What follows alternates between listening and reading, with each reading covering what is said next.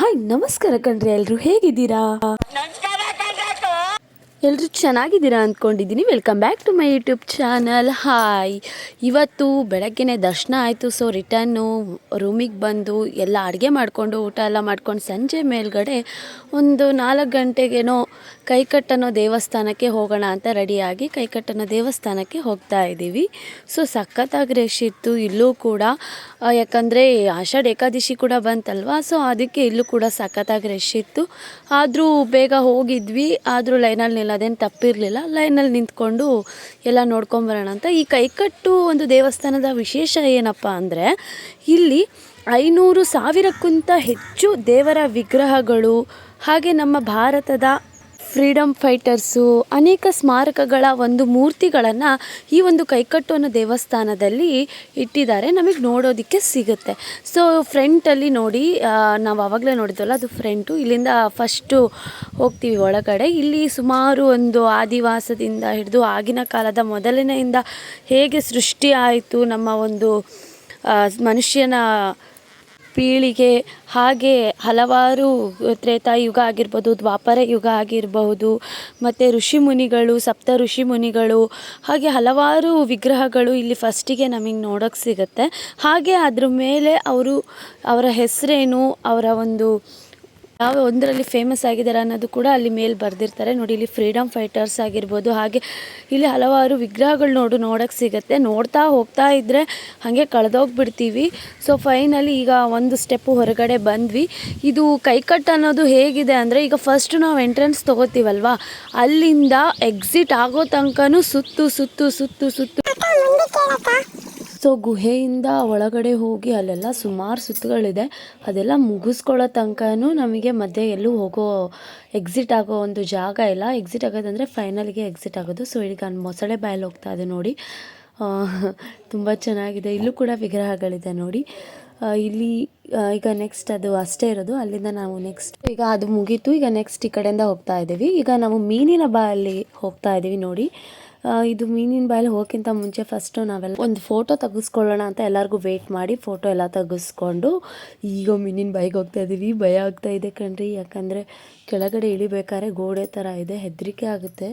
So ಬಂದ್ವಿ finally. ನೋಡಿ ಇಲ್ಲಿ ಶಿವ ಪಾರ್ವತಿ ಮೂರ್ತಿ ಇದೆ, ಹಾಗೆ ವಿಷ್ಣುವಿನ ಮೂರ್ತಿ ಕೂಡ ಇದೆ. ಹಾಗೆ ಇಲ್ಲಿ ತ್ರೇತಾಯುಗದ ರಾಮನ ಮೂರ್ತಿ ಕೂಡ ಇದೆ. ಹಾಗೆ ಈಗ ಕೃಷ್ಣನ ಮೂರ್ತಿ ಕೂಡ ನಾವು ನೋಡ್ಬೋದು.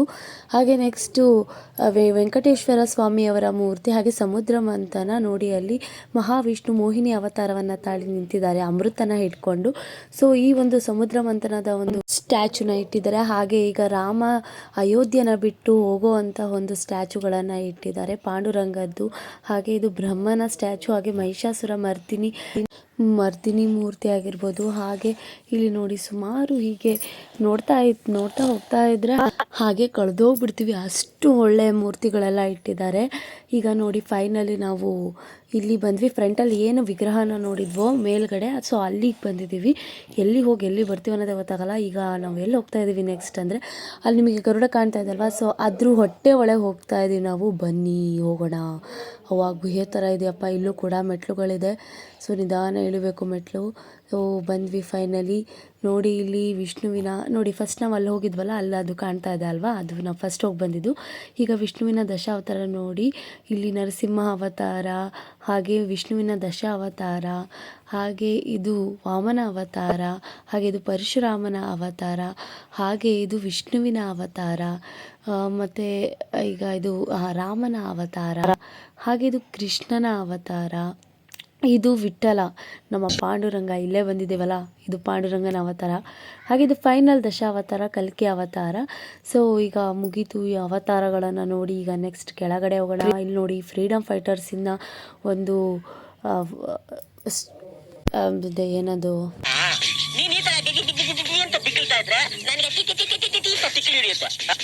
ಸ್ಟ್ಯಾಚುಗಳು ಎಲ್ಲ ಇಟ್ಟಿದ್ದಾರೆ, ಫ್ರೀಡಮ್ ಫೈಟರ್ಸ್ ಸ್ಟ್ಯಾಚುಗಳು. ಸೊ ಈಗ ನಾವು ಮೇಲ್ಗಡೆ ಹೋಗ್ತಾ ಇದ್ದೀವಿ, ನೋಡೋಣ ಏನಿದೆ ಮೇಲ್ಗಡೆ ಅಂತ. ಬನ್ನಿ ಫೈನಲು ಬಂದ್ವಿ ಹೊರಗಡೆ. ಸೊ ಇದು ಒಂದು ಮೂರ್ತಿ, ಇಲ್ಲೂ ಕೂಡ ಹಾಗೆ ಇಟ್ಟಿದ್ದಾರೆ.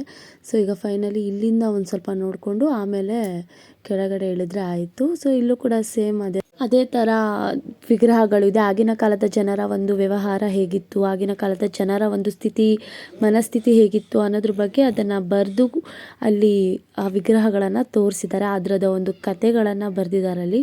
ಸೊ ಟೈಮ್ ಇದ್ದರೆ ನಿಂತ್ಕೊಂಡು ಓದ್ಬೋದು ಅದಕ್ಕೋಸ್ಕರ. ಹಾಗೆ ನೆಕ್ಸ್ಟು ನಮ್ಮ ದೇಶದ ನಮ್ಮ ಸಂಸ್ಕೃತಿಗಳನ್ನು ಹೇಗೆ ಕಾಪಾಡ್ಕೊಂಡ್ಬಂದಿದ್ದಾರೆ ಅನ್ನೋದನ್ನು ಎಲ್ಲನೂ ಕೂಡ ಒಂದು ವಿಗ್ರಹಗಳ ಮೂಲಕ ನಮಗೆಲ್ಲ ತೋರಿಸ್ಕೊಟ್ಟಿದ್ದಾರೆ, ನಾಲೆಡ್ಜ್ ಕೊಟ್ಟಿದ್ದಾರೆ.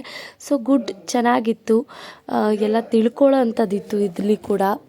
ಸೊ ಅವ್ರು ಬರೋ ತನಕ ಸ್ವಲ್ಪ ನಾವು ಕೂತ್ಕೊಂಡು ರೆಸ್ಟ್ ಮಾಡೋಣ. ನನ್ನ ಮಗಳು ಕೂಡ ಹೆಚ್ಕೊಂಡೇ ವೀಡಿಯೋ ಮಾಡ್ತಾಯಿದ್ದೀನಿ. ಸೊ ಅದಕ್ಕೆ ಮಾಡ್ತಾಯಿದೆ ವೀಡಿಯೋ ಫೋನು.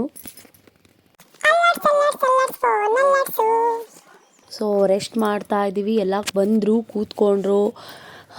ಎಲ್ಲಿ ಹೋಗೋದು ನೆಕ್ಸ್ಟು ಅಂತ ಡಿಸೈಡ್ ಮಾಡ್ತಾ ಇದ್ವಿ. ಸೊ ನೆಕ್ಸ್ಟ್ ಗಜಾನನ ಮಠಕ್ಕೆ ಹೋಗೋಣ ಅಂತ ಪ್ಲ್ಯಾನ್ ಮಾಡ್ಕೊಂಡ್ವಿ. ಗಜಾನನ ಮಠಕ್ಕೆ ಹೋಗೋಕ್ಕೆ ಈಗಲೇ 6 ಗಂಟೆ ಆಯಿತು. ಸೊ ಬೇಗ ಹೋಗೋಣ ಅಂತ ಹೇಳಿ ಎಲ್ಲ ಎದ್ದು ಹೊರಟಿದ್ವಿ. ಇಲ್ಲೇನೋ ಫೋಟೋ ಸಾರಿ ಇಲ್ಲೇನೋ ಸ್ಟ್ಯಾಚುಗಳಿದಾವಲ್ಲ. ಸೊ ಚೆನ್ನಾಗಿದೆ. ಅಲ್ಲಿ ನೋಡಿ ಮಣಿಕಂಠನ ಸ್ಟ್ಯಾಚು. ವಾವ್, ತುಂಬ ಚೆನ್ನಾಗಿದೆ ಕಣ್ರಿ. ಇಲ್ಲೆಲ್ಲ ಫೋಟೋ ವಿಡಿಯೋ ಮಾಡ್ಕೊಳಕ್ಕಂತೂ ಸಖತ್ತಾಗಿದೆ. ಫೋಟೋ ವಿಡಿಯೋ ಅಂತೂ ನಿಂತ್ಕೊಂಡು ತಕ್ಕೋಬೋದು. ನಾವು ತಕ್ಕೊಂಡ್ವಿ ಫೋಟೋಗಳೆಲ್ಲ. ಸೊ ರೀಲ್ಸ್ ಮಾಡೋಣ ಅಂತ ನೋಡಿದೆ, ಬಟ್ ಹಾಗೇ ಇಲ್ಲ ರೀಲ್ಸ್ ಮಾಡೋಕ್ಕೆ ಟೈಮ್ ಎಲ್ಲಿತ್ತಪ್ಪ, ಎಲ್ಲ ನೋಡೋ ಅಷ್ಟರಲ್ಲೇ ಸಾಕಾಗ್ಬಿಡ್ತು. ಇನ್ನು ರೀಲ್ಸ್ ಎಲ್ಲಿ ಮಾಡೋದು ಅಂತ ಹೇಳಿ ರಿಟರ್ನ್ ಎಕ್ಸಿಟ್ ಆಗ್ತಾ ಇದ್ವಿ ಎಲ್ಲ ಕೂಡ. ಮತ್ತು ಅರ್ಜೆಂಟ್ ಮಾಡ್ತಿದ್ರು, ಬೇರೆ ಕಡೆನೂ ಹೋಗಬೇಕು ಅಂತ. ಸೊ ಇಲ್ಲಿ ನೋಡಿ ಪಾಂಡುರಂಗ ಟೆಂಪಲ್ ಇದೆ ಇಲ್ಲೂ ಕೂಡ. ಸೊ ಆಲ್ಮೋಸ್ಟು ಪಂಡ್ರಾಪುರದಲ್ಲೆಲ್ಲ ಪಾಂಡುರಂಗ ಟೆಂಪಲ್ಗಳೇ 3/4% ಪಾಂಡುರಂಗ ಟೆಂಪಲ್ಗಳೇ ಇದೆ. ಸೊ ಇದು ಬ್ಯಾಕ್ ಸೈಡು, ನಾವು ಏನು ಫ್ರಂಟಿಂದ ಬಂದ್ವಿ. ಸೊ ಇದು ಬ್ಯಾಕ್ ಸೈಡು. ಈಗ ಇಲ್ಲಿಂದ ನಾವು ಎಕ್ಸಿಟ್ ಆಗ್ತಾ ಇದ್ದೀವಿ. ನಾವು ಬೇಗ ಹೋಗ್ಬಿಟ್ವಿ. 1/4 ಗಂಟೆ ಮುಂಚೆ ಲೇಟಾಗಿ ಬಂದಿದ್ದಿದ್ರೆ ನಮಗೆ ಒಳಗಡೆ ಬಿಡ್ತಾ ಇರಲಿಲ್ಲ, ಗೇಟ್ ಕ್ಲೋಸ್ ಮಾಡಿಬಿಡ್ತಿದ್ರು. ಬೇಗ ಸ್ವಲ್ಪ 1/4 ಗಂಟೆ ಬೇಗ ಬಂದಿದ್ದಕ್ಕೆ ನಾವೆಲ್ಲ ನೋಡಿದ್ವಿ. ಸೊ ಈಗ ಬಂದವರೆಲ್ಲ ಹೊರಗಡೆ ನೋಡ್ಕೊಂಡು ಹೋಗ್ತಾ ಇದ್ದಾರೆ. ಪಾಪ ಗೇಟ್ ಹಾಕ್ಬಿಟ್ರು, 6 ಗಂಟೆಗೆ ಇಲ್ಲಿ ಕ್ಲೋಸು. ಸೊ ನೆಕ್ಸ್ಟು ಈಗ ನಾವು ಎಕ್ಸಿಟ್ ಆಗಿ ಹೋಗ್ತಾ ಇದ್ದೀವಿ. ಎಲ್ಲಿ ಅಂದರೆ ಗಜಾನನ ಮಠಕ್ಕೆ. ಸೊ ಇಲ್ಲೆಲ್ಲ ಕೂಡ ಎಲ್ಲ ಅಂಗಡಿಗಳೆಲ್ಲ ಹಾಕಿದ್ದಾರೆ. ಹೆಣ್ಮಕ್ಳಿಗೆ ಶಾಪಿಂಗ್ ಅಂದರೆ ತುಂಬಾ ಇಷ್ಟ.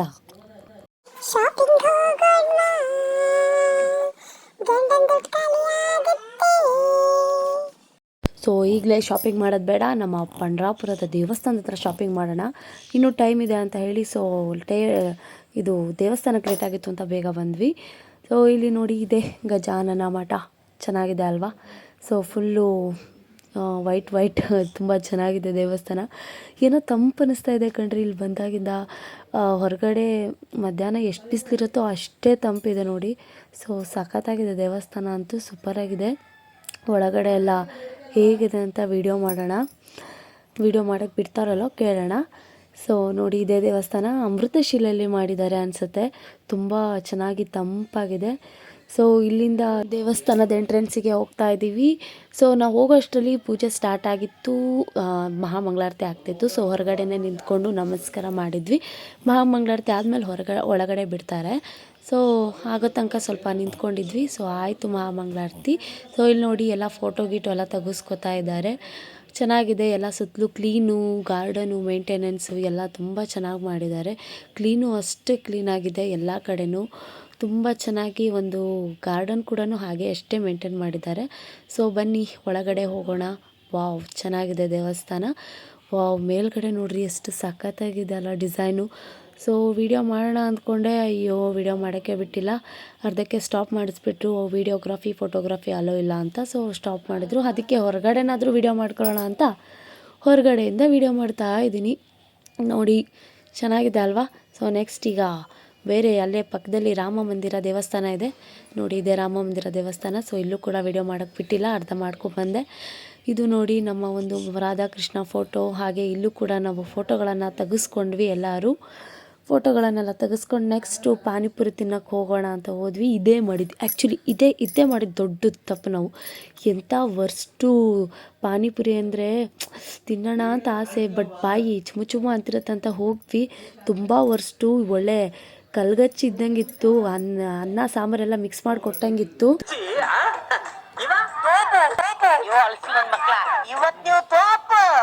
ಇದಾಗಿತ್ತು ಇವತ್ತಿನ log. See to the next log. Bye bye.